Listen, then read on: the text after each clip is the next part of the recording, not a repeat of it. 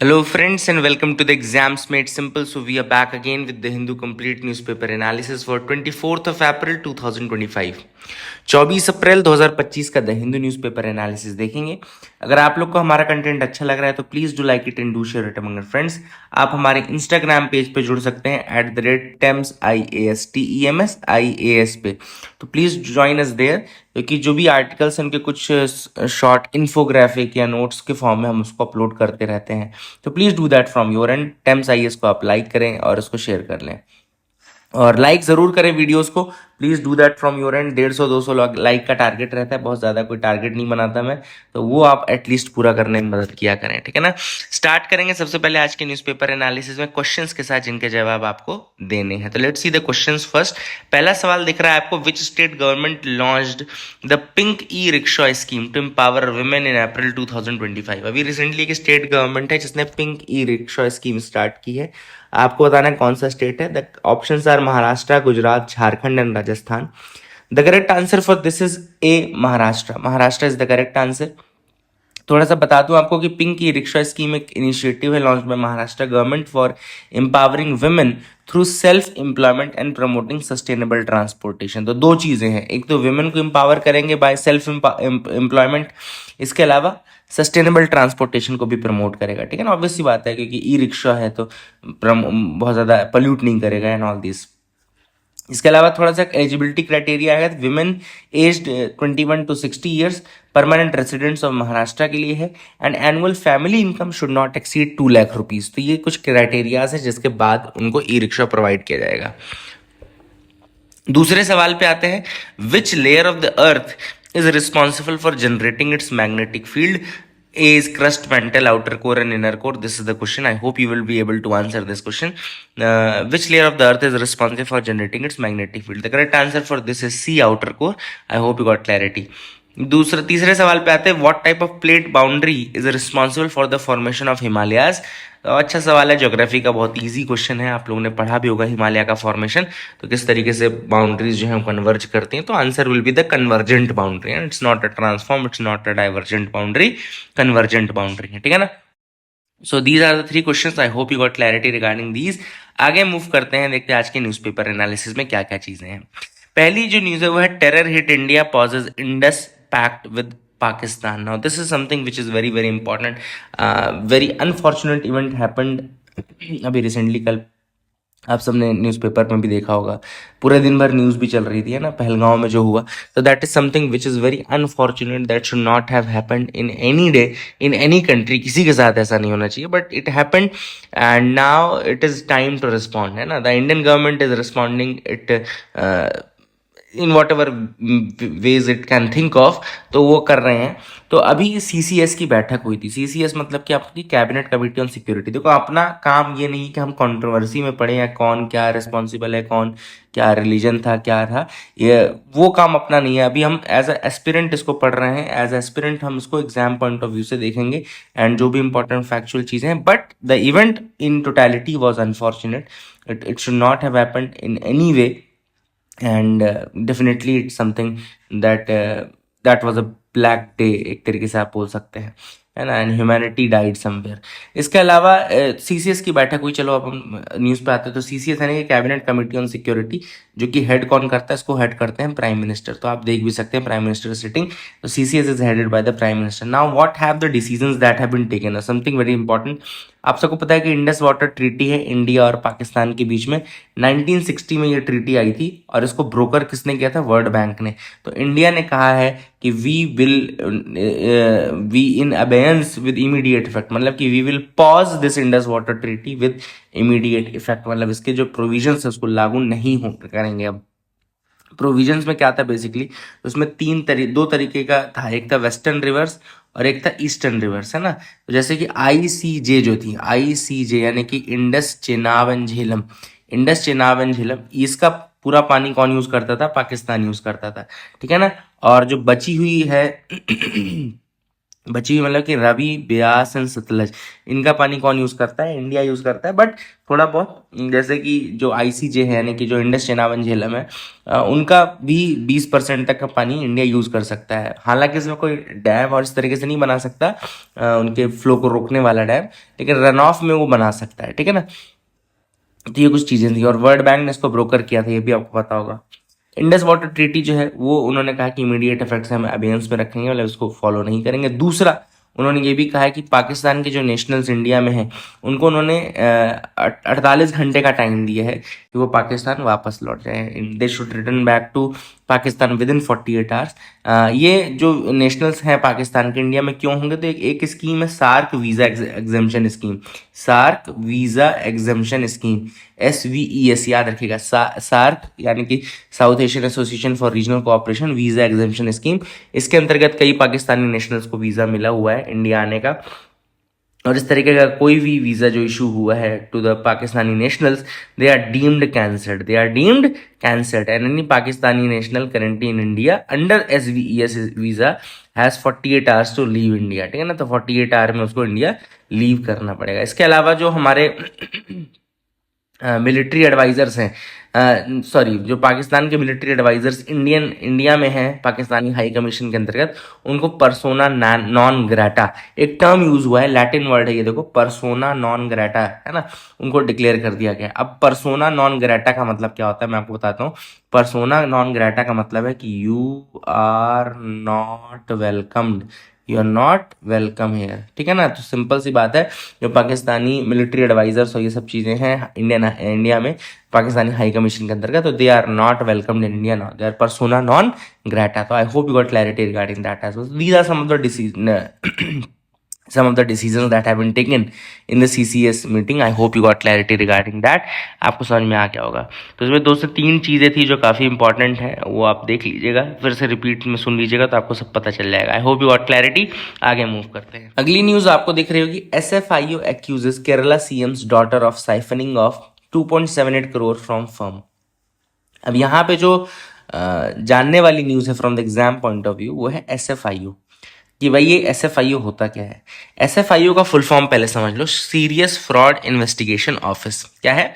Serious fraud investigation office. दूसरी चीज जो यूपीएससी पूछ सकता है, जब स्टेटमेंट टाइप क्वेश्चन देगा SFIO के रिगार्डिंग, तो पूछेगा भैया कि स्टैट्यूटरी बॉडी है या नहीं है। तो यस, ये स्टैट्यूटरी बॉडी है क्योंकि एक एक्ट के अंतर्गत आती है। तीसरी चीज ये पूछ सकता है कि ये कौन सी मिनिस्ट्री के अंतर्गत आता है, तो ये मिनिस्ट्री ऑफ कॉर्पोरेट अफेयर्स के अंतर्गत आता है, ठीक है ना। अब याद रखिएगा, SFIO में एक थोड़ा स्पेशल केस ये है कि इनिशियली जब SFIO का फॉर्मेशन हुआ था, तो इसका फॉर्मेशन हुआ था एक रेजोल्यूशन के थ्रू 2 जुलाई 2003 में, 2003 में 2 जुलाई को, ठीक है ना। तब ये एक स्टैट्यूटरी बॉडी नहीं थी, ये नरेश चंद्र कमेटी के रिकमेंडेशन पे बनाई गई थी, लेकिन एक रेजोल्यूशन के थ्रू बनाई गई थी, ठीक है ना। लेकिन बाद में, स्टार्टिंग में तो इसके पास स्टैट्यूटरी पावर नहीं है, लेकिन बाद में 2013 में सॉरी 2000 हाँ, कंपनीज एक्ट 2013 के अंतर्गत इसको स्टैट्यूटरी पावर दी गई 2015 में, ठीक है ना। तो 2015 में इसको स्टैट्यूटरी पावर दे दी गई under the companies act 2013 section 211, ठीक है। तो सेक्शन 211 के तहत इसको कंपनीज एक्ट 2013 में फिर स्टैट्यूटरी पावर दी गई, ठीक है ना। तो दिस इज बेसिकली एक ऐसा SFIO को एक ट्रांजिशन मिल गया from a normal entity to a statutory entity, याद रखिए, कॉर्पोरेट फ्रॉड्स को रोकने के लिए। तो कॉर्पोरेट फ्रॉड्स को रोकने के लिए ये बनाई गई है, serious fraud investigation office. I hope you got clarity. Statutory power है, लेकिन इनिशियली नहीं थी जब बनाई गई थी, और नरेश चंद्र कमेटी का जिक्र आया है, तो उसको जरूर याद रखिएगा। I hope you got clarity regarding that as well. आगे मूव करते हैं, देखते हैं और क्या इंपॉर्टेंट न्यूज आर्टिकल है। यहाँ पे देखो, स्केच रिलीज हुए हैं of the Kashmiri suspected among Pahalgam attackers. तो ये लोग कहाँ छुप गए हैं, भाग कहाँ गए हैं, एक जगह आई थी, तो लिख लेना, याद रखना, बैसारन फॉरेस्ट रेंजेस, याद रखिएगा, this is the place where they have hid. तो बैसारन फॉरेस्ट रेंज ये पहलगांव में ही है। तो अगर आपसे ये केवल इतना ही पूछ लेते ना कि बैसारन फॉरेस्ट रेंज कहाँ पर है, तो make sure you remember that Baisaran forest range in Pahalgam, ठीक है। I hope you got clarity regarding that as well. इन टेररिस्टों को भी देख लीजिए यार, क्या ही बोलूँ, मन तो उतना करता है कि, बट वीडियोस में अपन बोल नहीं सकते ऐसी सारी चीज़ें। Anyways, let's move to the science part. एक न्यूज आई है अभी लिपिड्स के बारे में। Study reports lipids also guide evolution, not just DNA protein. देखो नॉर्मली ये माना जाता है कि जो प्रोटीन है, डीएनए है, वो आपके जेनेटिक उसको चेंज करते हैं, बिहेवियर को चेंज करते हैं, आपके एवोल्यूशन में वही हेल्प करते हैं। और लिपिड्स को एक इग्नोर किया जाता है normally. Lipids are being ignored, वे सेकेंडरी माना जाता है क्योंकि उनके अंदर बहुत ज़्यादा मतलब उनका बहुत रोल जानते नहीं है लोग। बट अभी एक स्टडी की गई जिसमें उन्होंने बोला कि भाई लिपिड्स का भी बहुत ज़्यादा रोल है। क्या है वो हम देखेंगे। अच्छा, पहले तो हम देख लेते हैं सेल्स में होते क्या क्या हैं। तो सेल में होता है आपका प्रोटीन, सेल में होता है लिपिड, सेल में होते हैं दूसरे कंपोनेंट जो कि परफॉर्म करते हैं वाइटल फंक्शंस, ठीक है ना। प्रोटीन जो होते हैं उनमें डीएनए इंस्ट्रक्शंस इनकोडेड रहते हैं एंड उन्हीं को की प्लेयर माना जाता था इवोल्यूशन में। लिपिड्स लगभग सेल के ड्राई वेट का 30% वेट बनाते हैं एंड उनको ओवरलुक किया जाता है। तो अब उनके रोल को थोड़ा री इवेल्युएट किया गया है, जिसमें उन्होंने बोला कि जो पहले ये लिपिड्स केवल और केवल पैकिंग मटेरियल के रूप मेम्ब्रेन में, क्योंकि लिपिड्स होता है मेम्ब्रेन बनाने का काम करते हैं ना, सेल मेम्ब्रेन बनाने का, तो उनका माना जाता है कि केवल ये पैकिंग मटेरियल है, मेम्ब्रेन बना के पैक करने का काम करते हैं सेल को।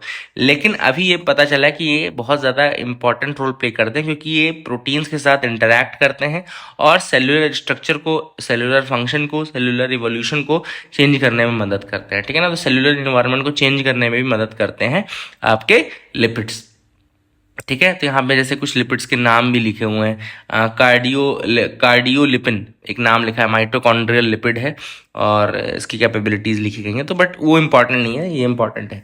लिपिड्स थोड़ा मैं आपको बता दूं क्या होता है। लिपिड्स एक ब्रॉड ग्रुप है नेचुरली अकरिंग मॉलिक्यूल्स का, जिसमें fat, oil, waxes, phospholipids, steroids, ये सारी चीज़ें आती हैं।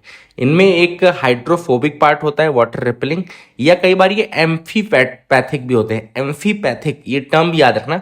हाइड्रोफोबिक तो आपको पता है पानी से दूर, एम्फीपैथिक में जिसमें दोनों होता है, एक हाइड्रोफोबिक पार्ट भी होता है और हाइड्रोफिलिक पार्ट भी होता है, उसको एम्फीपैथिक बोलते हैं, ठीक है ना। तो ये लिपिड्स जो है इजीली डिजॉल्व नहीं होते वाटर में, ये भी इंपॉर्टेंट याद रखिएगा। ये कार्बन, हाइड्रोजन और ऑक्सीजन से बनते हैं। इनमें रिपीटिंग यूनिट्स नहीं होती हैं, जैसे कि प्रोटीन में हम देखते हैं अमीनो एसिड्स में उनमें रिपीटिंग यूनिट्स होती है, इसमें नहीं होती है रिपीटिंग यूनिट्स, ठीक है ना। मोस्टली इसमें फैट्स, ऑयल्स, ट्राइग्लिसराइड्स, ये सारी चीज़ें होती हैं, कोलेस्ट्रॉल, ये these are some of the examples of lipids. I hope you got clarity regarding that as well. अब आपको समझ में आ गया होगा कि क्या है बेसिकली ये। आगे मूव करते हैं, देखते हैं और क्या इंपॉर्टेंट आर्टिकल है। आज एडिटोरियल हम डिस्कस नहीं करेंगे क्योंकि पहला देखो लिखा है responding to the terror attack in Pahalgam. Will not discuss this article क्योंकि एग्जाम पॉइंट ऑफ व्यू से दिस इज नॉट इम्पॉर्टेंट। दूसरा है ब्यूटी पेजेंट्स, तो बिल्कुल ये तो डिस्कस करेंगे ही नहीं आज, है ना, because of the event also and because of the relevance also. Relevance भी नहीं है इसका। थोड़ा बहुत ये ठीक था इंडिया और यूएस के ट्रेड निगोशिएशंस के बारे में, बट यहाँ पे केवल इतनी चीज मेंशन की गई है ऑथर द्वारा कि जो इंडिया है उसको अपना स्टैंड लेना चाहिए ट्रेड उसमें, और बहुत ज़्यादा हमको यूएस से दब के नहीं काम करना चाहिए। This is what has been said. तो ओवरऑल इतना बताने के लिए पूरा आर्टिकल नहीं डिस्कस करेंगे। हाँ, now will come to this part, this is important. Is India witnessing judicial despotism now? This is something which is very good. यहाँ पे हम बात करते हैं। सबसे पहले तो ऑथर ने यहाँ पे जुडिशियल रिव्यू की बात की है और उसके कॉन्स्टिट्यूशनल बेसिस की। तो ऑथर ने कहा कि जो टर्म जुडिशियल रिव्यू है ये एक्सप्लिसिटली कॉन्स्टिट्यूशन में कहीं मेंशन नहीं है, लेकिन आर्टिकल 13 जब आप पढ़ते हो तो आर्टिकल 13 में इम्प्लिसिट है जुडिशियल रिव्यू, जो कि कहता है कि कोर्ट जो है लॉज कैन बी वायलेटेड, मतलब कि कोर्ट जो है लॉज को हटा सकता है अगर वो कॉन्स्टिट्यूशन के अगेंस्ट जाते हैं तो, ठीक है ना। इसके अलावा ऑथर ने कुछ कॉन्स्टिट्यूशनल प्रोविजन बताए, जैसे फंडामेंटल राइट के लिए जो कॉन्स्टिट्यूशनल रेमेडीज हैं, सुप्रीम कोर्ट आर्टिकल 32 के अंदर इन्फोर्स करता है फंडामेंटल राइट्स के प्रोटेक्शन के लिए, और हाई कोर्ट्स आर्टिकल 226 के अंतर्गत करते हैं, ठीक है ना। जुडिशियल रिव्यू एक बेसिक फीचर है, बेसिक स्ट्रक्चर का पार्ट है ना कॉन्स्टिट्यूशन के। एंड जुडिशियल, अब कुछ टर्म्स ऑथर ने यहाँ पे यूज किए जैसे जुडिशियल एक्टिविज्म, है ना। Judicial activism and judicial review conceptually different हैं बट ओवरलैप हो जाते हैं। अब एक्टिविज्म क्या होता है कि जुडिशरी जब एक्टिवली अपने से ही चीजें देखने लगे कि यार यहाँ सही है कि नहीं, वहां सही कि नहीं। वैसे नॉर्मल जुडिशरी के पास केसेस जाते हैं, रिव्यू करते हैं, तो मतलब जब उनके पास जाएगा कि भाई इस लॉ में प्रॉब्लम है तो रिव्यू करेंगे, लेकिन जब खुद से ही वो एक्टिवली देखने लगे तो एक्टिविज्म हो जाता है। ठीक है। अब यहाँ पे फिर ऑथर ने आर्टिकल 142 की बात की है, जिसमें सुप्रीम कोर्ट ये कहता है कि कंप्लीट जस्टिस यानी कि पूर्ण न्याय के लिए वो क्या कर सकते हैं, वो एक लॉ या डिग्री पास कर सकते हैं। तो इसको क्रिटिक्स ने एक न्यूक्लियर मिसाइल का नाम दिया, जैसे कि जगदीप धनकर ने कहा था कि ये न्यूक्लियर मिसाइल है ना। एंड ये क्रिटिसिज्म काफ़ी अनवारंटेड है। ऑथर का ये कहना है कि ये क्रिटिसिज्म सही नहीं है, क्योंकि 142 का मिसयूज सुप्रीम कोर्ट नहीं करती है, बहुत ही रिस्पॉन्सिबली इसको यूज़ किया है। तो सबसे पहली बात, ऑथर ने सपोर्ट किया है सुप्रीम कोर्ट का और कहा है कि इसको लोग जरूर बोलते हैं, क्रिटिक्स जरूर एक न्यूक्लियर मिसाइल बोलते हैं, क्योंकि वो लॉ पास कर सकता है सुप्रीम कोर्ट इस आर्टिकल का यूज़ करके, लेकिन they have used it very responsibly. जैसे बाबरी वर्डिक्ट में यूज़ किया, मॉब लिंचिंग गाइडलाइंस में यूज़ किया, तो बहुत सही जगह यूज़ कर रहे हैं, ठीक है ना। और इसके अलावा ऑथर ने यह भी कहा कि कई बार जो कोर्ट्स हैं वो पीस को प्रेफर करती हैं ओवर स्ट्रिक्ट जस्टिस, जैसे कि बाबरी मस्जिद आर्टिकल 370 में देखा गया। एंड हाँ, ये बिल्कुल सही बात है कि आर्टिकल 142 ओवर यूज नहीं होना चाहिए, बट अभी तक आर्बिट्ररी इसको यूज नहीं किया गया है। तो that is what the author says, ठीक है ना। एंड इसके अलावा ऑथर ने ये भी कहा है कि क्रिटिक्स ये भी कहते हैं कि जो जजेस होते हैं वो अनइलेक्टेड रहते हैं, है ना, उनको लोग तो सेलेक्ट करते नहीं है, तो वो लॉज को क्यों क्वेश करते हैं, क्योंकि वो अनडेमोक्रेटिक हो गया, क्योंकि वो representatives of the people law बना रहे हैं ना। और दूसरा, जुडिशियल रिव्यू जो है it ensures constitutional supremacy over majoritarianism. तो ये भी एक इंपॉर्टेंट चीज़ है कि जुडिशियल रिव्यू जो है कॉन्स्टिट्यूशनल सुप्रीमेसी को बनाए रखने में मदद करता है।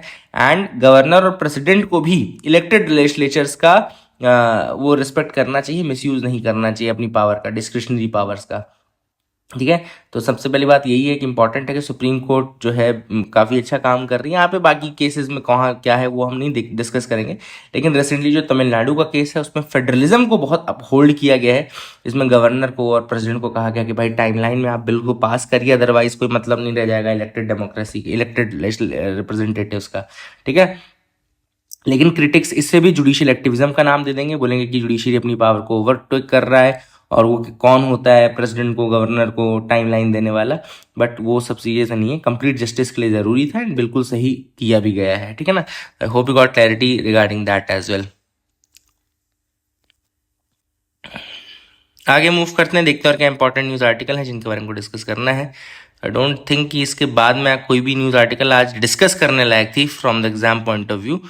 और मैं आपको बस एक बार वो दिखा देता हूँ कि किस तरीके से, जैसे ये इस तरीके से जुडिशियल रिव्यू वाला जो आर्टिकल है इसका हमने शॉर्ट में बना दिया है, constitutional basis, judicial accountability, judiciary versus democracy, judiciary recent record, तो ये सारी चीज़ें हमने बना रखी हैं। तो ये हम इंस्टाग्राम पे शेयर करेंगे आपके साथ। आई होप आप लोग हमको वहाँ पे लाइक और फॉलो ज़रूर करेंगे। Thank you and have a nice